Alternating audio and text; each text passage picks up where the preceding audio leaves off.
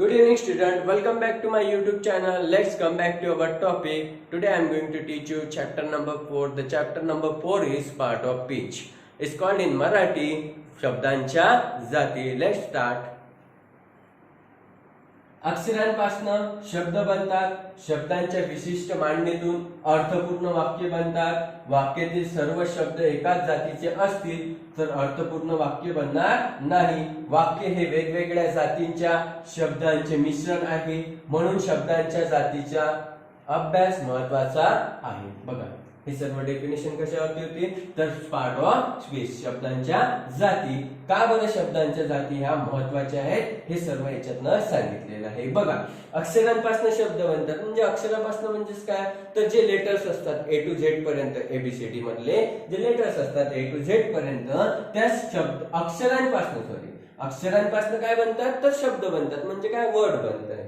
बघा आता ते जे शब्द आहे ते जे वर्ड्स बनले त्यांना जर का विशिष्ट मांडणी लावली त्यांची ते व्यवस्थित क्रमानुसार लावले म्हणजे वर्ड बनले ते क्रमानुसार लावले तर त्यातून काय अर्थपूर्ण वाक्य बनतात. म्हणजे ज्या शब्दांना विशिष्ट मांडणीनुसार जर लावलं आपण तर त्यापासून काय अर्थपूर्ण वाक्य बनतात.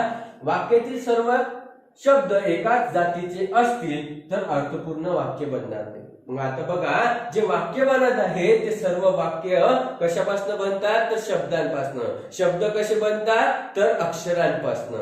मग आता जे वाक्य बनलं त्या वाक्य काय तर एकाच जातीचे नसावे. म्हणजे शब्दांच्या ज्या जाती आहेत त्या जाती म्हणलं जर का एकच जात घेतली आपण आणि त्यापासून शब्द बनवले आणि तेच शब्द जर का जोडले तर त्यापासून वाक्य बनणार हे वाक्य जे राहणार ते अर्थपूर्ण वाक्य राहणार नाही. त्यातनं काय अर्थ निघणार नाही. तर हे वाक्य काय असायला पाहिजे तर वेगवेगळ्या जातीच्या शब्दांचे मिश्रण असायला हवे.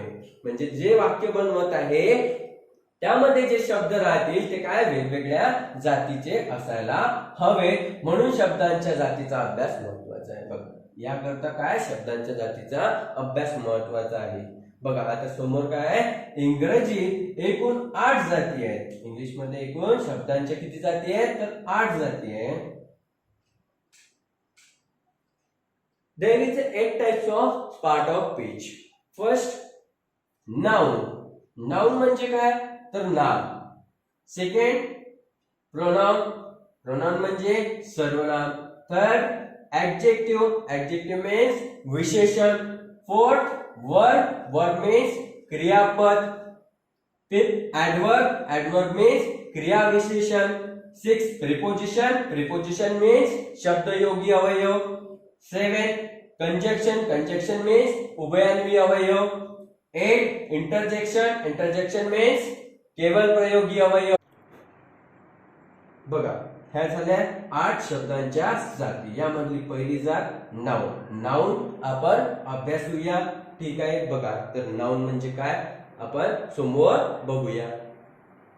चला बघा the noun. Part of speech मधल्या पहिली शब्दांची जात म्हणजेच काय तर नाउन. नाउन म्हणजे मराठीत काय म्हणतात त्याला नाम. नाम म्हणजे काय जाणूया. व्यक्ती वस्तू स्थळ यांच्या नावाला नाम असे म्हणतात. व्यक्ती असो कुठलीही व्यक्ती असो वस्तू असो स्थळ असो प्राणी असो यांच्या नावांना नाम असे म्हणतात. बघा इन शॉर्ट मध्ये प्रत्येक नाव हे नाम असते. कोणाचं पण नाव असो कुठलं पण नाव असो ते नाव काय असते तर नाम असते. बघा for example Lata, Ram, boy, pen, pencil, अँगर, फिअर, अकोला ह्या सर्व गोष्टींना काय आपण त्यांची नावं घेऊन ओळखतो. पेन म्हटलं म्हणजे पेन्सिल देसाल का तुम्ही मला उचलू नाही. पेन म्हणजे पेनच देसाल. आपण त्याला नाव ठेवलेलं आहे त्यालाच काय म्हणतात नाउन. ठीक आहे.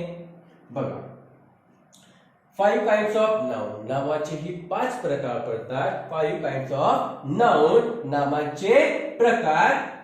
तर ते बघूया. First proper noun.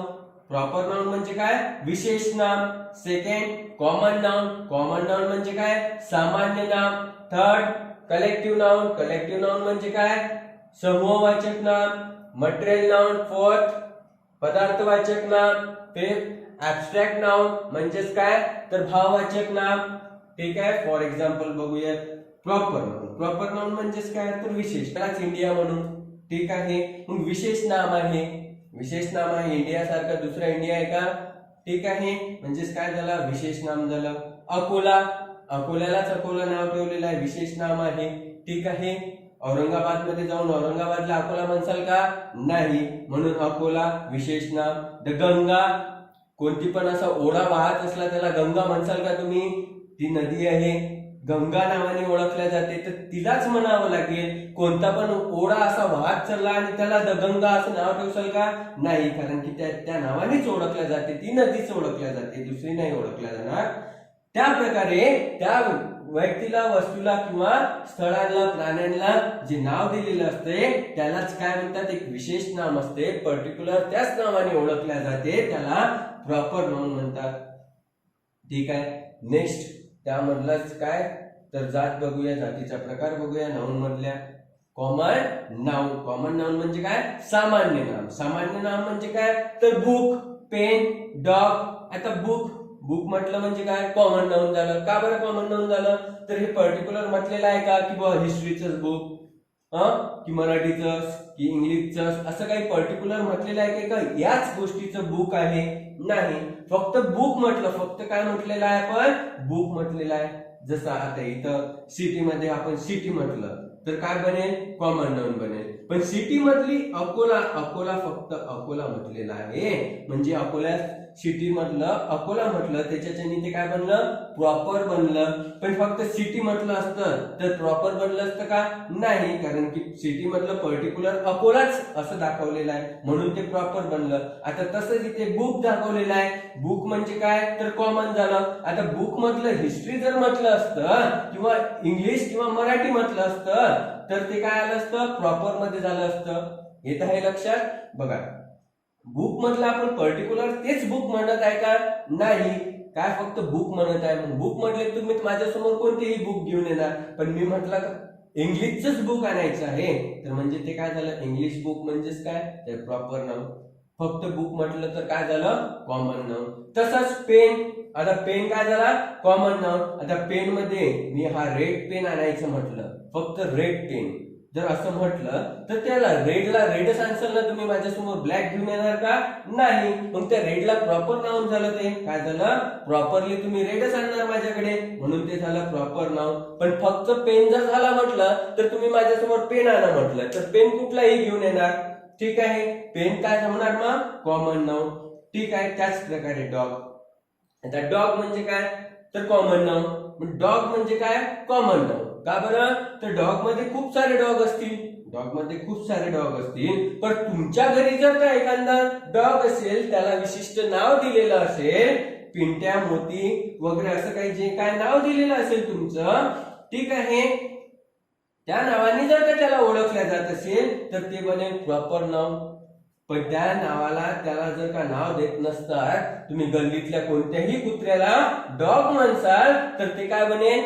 Common noun. पण तेच गल्लीतलं कुत्र तुम्ही घरी आणलं आणि त्याला मोती म्हणून नाव ठेवलं तर ते कुत्रच काय बनेल? मोती नावाचं कुत्र काय बनेल? प्रॉपर नाउन बनेल. ठीक आहे. येत आहे लक्षात? कॉमन नाउन म्हणजे काय तर फक्त एक त्या जातीचा उच्चार केला जातो की बुक, बुक असं म्हटले, पेन, पेन असं म्हटले, डॉग, डॉग असं म्हटले, पण डॉग मधलाच एक विशिष्ट डॉग म्हटला म्हणजे प्रॉपर नाउन. त्याला एक आपण नाव ठेवलं, मोती असं नाव ठेवलं, म्हणून तो काय बनला? मोती आपला प्रॉपर नाउन. मोती म्हटल्यावरती मोतीकडेच लक्ष जाणार, दुसऱ्या कुत्र्यांकडे नाही जाणार, मोती सुटून येणार. ठीक आहे. म्हणून काय झालं तर प्रॉपर नाउन. त्याच नंतर कलेक्टिव्ह नाउन. कलेक्टिव्ह नाउन म्हणजेच काय? समूहवाचक नाम. समूहवाचक नाम म्हणजे काय तर त्याचा एक गट असतो, विशिष्ट गट असतो. क्लास, क्लास एकटा बनतो का? एक जण विद्यार्थी बसला आणि क्लास म्हणू का आपण? नाही, खूप सारे जण पाहतात, म्हणून त्याला कलेक्टिव्ह नाउन म्हणतात. बघा, त्याच प्रकारे फॅमिली, एका मेंबरने फॅमिली बनणार का? नाही, खूप सारे मेंबर्स हवे तेव्हा कुठं फॅमिली बनणार, म्हणून खूप सारे मेंबर्स काय व्हायला पाहिजेत? कलेक्टिव्ह व्हायला पाहिजेत, म्हणजे कलेक्ट व्हायला पाहिजेत, तेव्हा फॅमिली बनेल. काय झालं तर कलेक्टिव्ह नाउन. ठीक आहे. त्यानंतर मटेरियल नाउन. मटेरियल नाउन म्हणजे काय तर पदार्थवाचक नाव. Paper, water, salt material noun झाले.